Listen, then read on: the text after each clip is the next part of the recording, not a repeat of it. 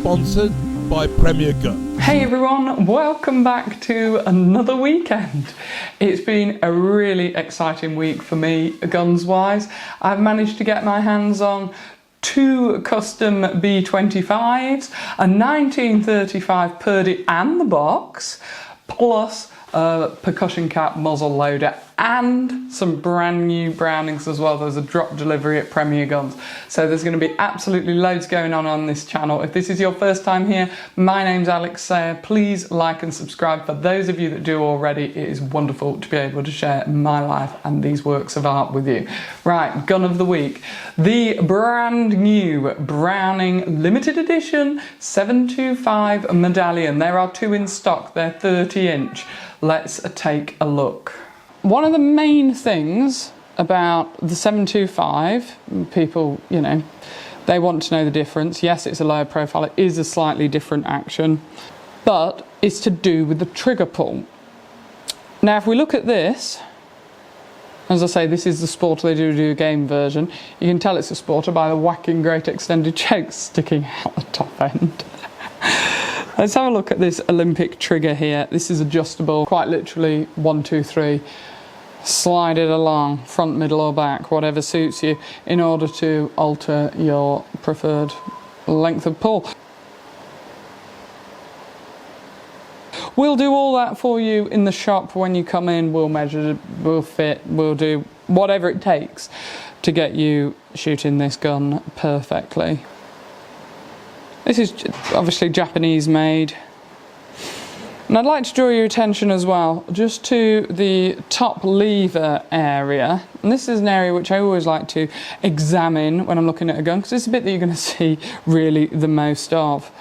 If you just have a look here where this is sort of cut away, very, very nice indeed.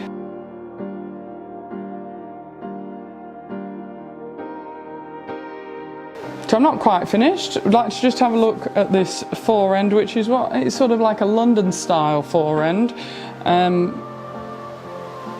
It's very nice, it's very sleek, and it's pretty sporting. The whole overall shape of the gun, I think, is lovely. I like the box lock look anyway. I like that. I like the 725. This is no exception. 18.7 barrels. I think here you're looking at drop at comb 36, drop at heel 56, something like that. You have all the full set of choke in the box as well, and this does come with the nice opaline case. Obviously this is the 12 bore, but let's have a look underneath. Another big thing with the 725, I find, is the massive palm swell. This can divide opinion. Some people like a big palm swell, or some people don't. You can see here there's a chunk of wood there, nice and slim here in the grip, and it's quite a deep radius, which is good for sporting. You know, you've definitely got that gun in your hand, and yeah, the adjustable trigger makes all the difference there. Nice bit of engraving on the safety catch.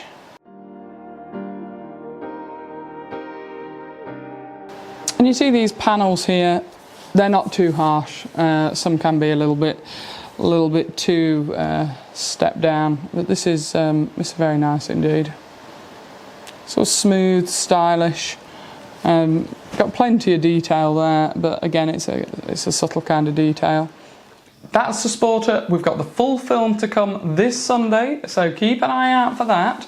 If you're looking for a testament of a 725 Sporter, look no further than Gamekeeper Alex, who has had his for just 2 years. I give him a little bit of jip about this, not because of the chokes, because, you know, full and extra full is fantastic choking as far as I'm concerned, but extended on the peg, really? Let's take a look at it. Hello everybody. Well, I'd like to say I've never seen anything like this before. Of course I've seen a Sporter on a peg. So I've come out today, been invited out, and I've come across this very, very well used 725, and this, I'll just sort of show you this so you can get an idea of how the wood is going to look. Gentleman says it's been absolutely battered. He hasn't really looked after it. And to be honest with you, I actually think it looks pretty good. I like this kind of worn out effect. Big fan of the 725 anyway. And remember, if you buy a brand new Browning between now and the 15th of December, you do get £200 cash back, and you get an extra £50 for watching this video. So remember you mentioned that when you go to Premier Guns. Here's the here's the recoil pad, which is obviously worn away. Have you used this for any ducking at all? Yeah, it's been used for ducking. It's been used wildfowling. Look at how, and this will be hand checkered as well. Look at all this. I really like the patina on that, and it just goes to show, doesn't it? This will be Invector DS chokes, stands for double sealed, in case you didn't know. I'm not a fan of extended chokes on the field. I think I've mentioned that before, but yeah, I just thought you might be interested. For those of you that aren't over keen on the electric, you can see it's nicely worn away here. Yeah, that'll come with an adjustable trigger as well, won't it? Did you get a couple of triggers in the box? Yep. Yeah, nice deal with the 725. There's plenty going on with it, actually. So yeah, there you have it. If you want a gun that you're not going to look after, this is what a 725 will look like in 2 years' time, and I don't think that's too bad at all. Thanks for watching. And here's what he's got to say about that gun and why he likes it so much. So obviously it's my go-to gun, and obviously I use it all the time for everything, whether it's ducks, pigeons, rabbits, whatever we go to. This is my main gun. It's had a lot of use, as you can see. Look, she's pretty loose. It's 2 years old, but it still does the job. It fires every single time. I haven't missed a beat with it yet, and I love it to pieces. And I'll definitely have another one, that's for sure. Thanks for that, Alex. Great time and some great shooting as well from everybody. On the same day, I bumped into this man who I've known from a very long time ago indeed, Chris Sawyer. He knew my dad, and he knew my dad's dad as well. And there's not too many of those people around, let me tell you. So let's have a look at his gun, the Purdey from 1935. It was great to see Chris and his wife Jane after all these years. So this is a 1935, one of a pair of Purdeys, 12 bore, lovely scroll work by, I believe, Henry Kroll, who he did the scroll work for then Tom Purdey, and this gun was owned by a chap called Cunningham, Squadron Leader Cunningham, who was a friend of Tom's, and he did the same scroll work on this gun as he did for Tom Purdey's. I've had it for 10 years and I've enjoyed every moment with the guns.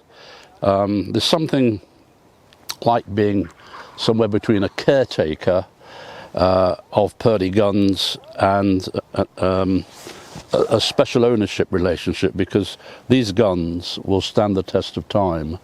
And when I pass away, they'll go to somebody else who hopefully will cherish them equally. And they're a fine example of a gunsmith's work for which the UK was world famous.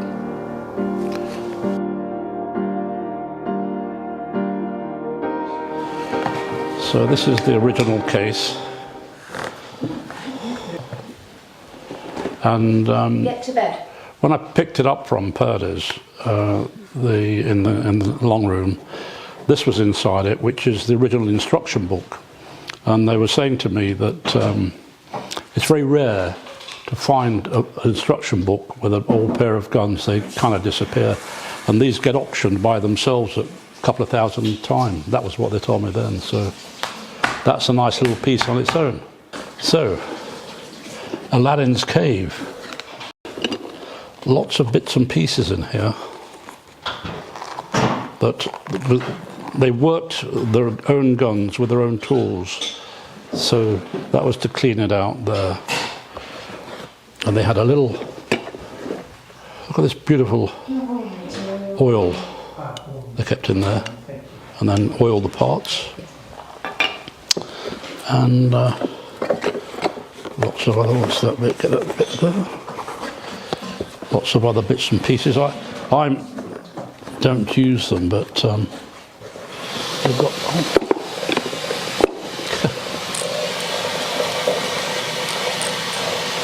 There you are.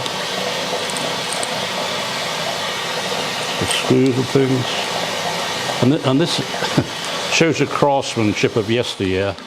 This is ivory, made of ivory. And that. Remember those fish? Yes. And just lots of other bits in there.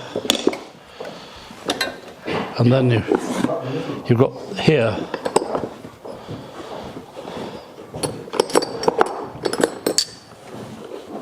and these you put in the barrels to keep them.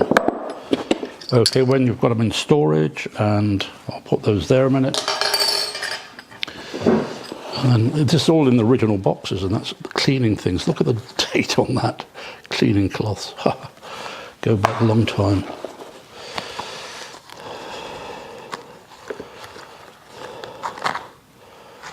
And other little gadgets and things for cleaning out the internal workings of the gun, so you can get down to every nook and cranny.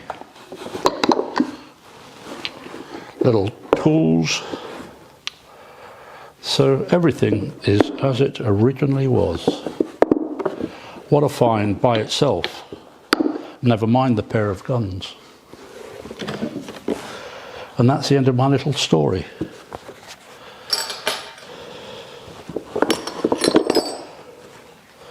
Yeah. Quite delightful, really.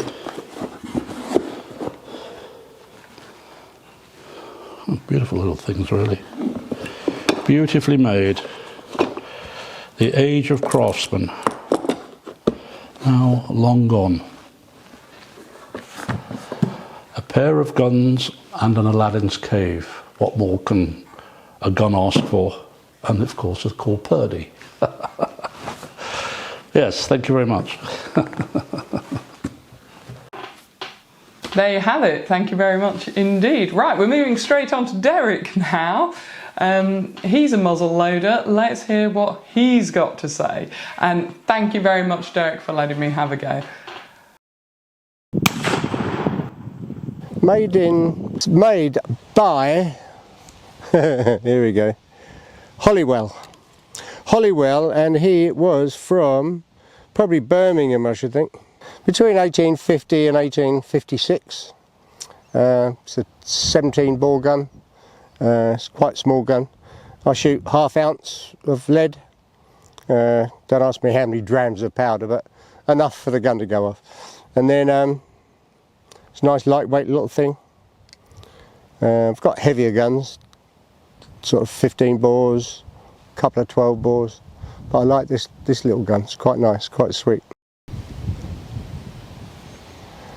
Nice little gun in its time. Had a bit of woodworm, so it's getting quite weak. I got fed up with shooting nitro. I've done enough shooting in my life to probably not want to shoot anymore, really. So this is an alternative way of enjoying a day out with everybody. Otherwise you just give up and stop. You know, a lot of people have probably had enough shooting when they're of a certain age, and they stop and lose all their friends. You know, all my friends are shooting friends, and they want to carry on doing it. And so I've gone to muzzle loading. Last, don't know, 12 years, that's all I've shot. Somebody spent a lot of time making this gun. The little bits on here, you know, unnecessary.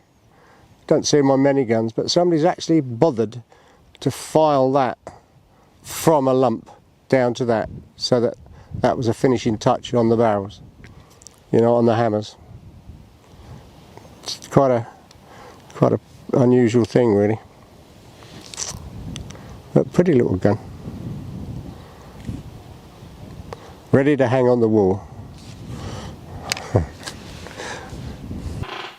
So there you have it, ladies and gentlemen. I'll probably put those into a separate film for you as well, so that you can enjoy those in the future and share them with your friends. Please feel free to, as always, share this show. It is brought to you free of charge by Premier Guns, who have also taken in some brand new 410s on the 525 action, the game ones. Take a look at those. Check it out on their Instagram, my Facebook page, their Facebook page, Gun Trader, wherever you need to go. check out the brand new Browning 410. There's going to be a video coming as well on this channel, so keep a close eye out. And they've also had a delivery of the 525 Sporters, as well as loads of other things, including, if you're a Beretta person, look at the wood on this. And coming forward, I've got 2 more gun reviews for you as well on the B25s. The last one got to 28,000. Oh, and I don't mean pounds, I mean views. I absolutely love them. Browning girl through and through me. Get your hands on the Medallion as soon as you can. Thanks for watching. Take care of yourselves. Bye-bye.